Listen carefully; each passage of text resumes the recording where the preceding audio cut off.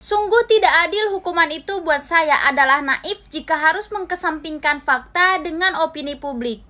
Fakta yang mana? Oh, mungkin fakta yang kamu sebutkan itu adalah fakta yang kamu minum minuman terus masih tetap memaksakan berkendara sehingga terjadilah kecelakaan itu. Oh, enggak itu. Faktanya setelah kecelakaan dan tahu itu almarhum lumpuh, kamu tinggalkan. Oh, enggak cuma itu. Bahkan untuk ke rumahnya dia aja kamu diongkosin. Itu fakta yang kamu bilang.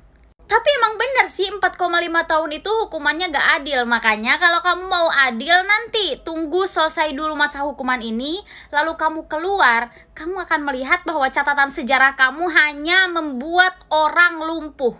Publik juga hanya mengetahui sisi negatif dari kamu karena memang itu yang terpublish. Minum-minuman, menyakiti perempuan, meninggalkan perempuan, lalu pindah ke perempuan yang satu, dan sebagainya. Oh iya, satu lagi mungkin ada yang lebih adil.